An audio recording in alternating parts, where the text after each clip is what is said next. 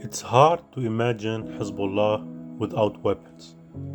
Even Hezbollah itself can't picture that reality. The party was never just a political movement.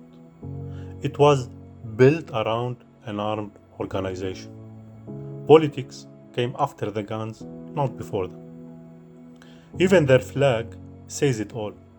From day one, it showed a hand gripping a rifle, an image that became the heart of Hezbollah's identity. But the recent confrontation with Israel changed the balance.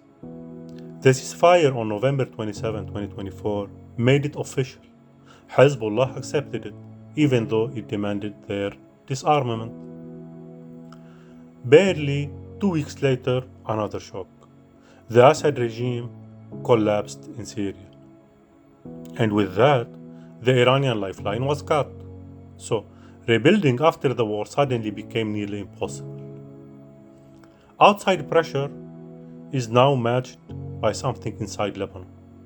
For the first time in decades, the government decided that only the state could hold weapons. And in a country of so many sects, one group holding arms has always provoked fear in the others. The debate has been alive since the civil war ended in 1990.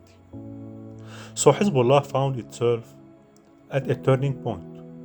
To limit the damage, it agreed to start disarming, starting in the area south of the Litani River, closest to Israel.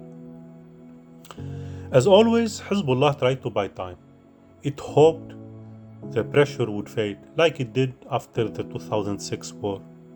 But this time is different. The war ended with Hezbollah defeated. Israel is still carrying out daily strikes on its fighters, bases, depots. And the international push is stronger than ever. Americans, Israelis, Europeans, Arabs, everyone is demanding disarmament. And money for reconstruction won't come as long as Hezbollah stays armed. Here's the dilemma. Hezbollah can't give up its weapons. They are at the core of its identity.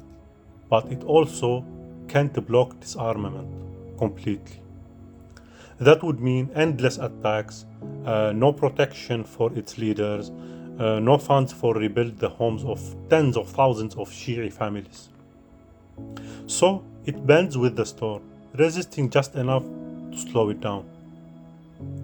When the Lebanese army starts its plan to disarm Hezbollah soon in the areas north of the Litani River, the party won't fight, but it will drag things out. Never enough to spark a civil conflict, just enough to delay. And the future? If the storm keeps up, international momentum, Israeli strikes, Hezbollah could lose most, maybe all of its weapons over time. But if the momentum fades, say through a political shift in Israel or a Turkish-Iranian rapprochement that shapes Syria, then Hezbollah might hold on to part of its arsenal, and from there try once again to rebuild its strength.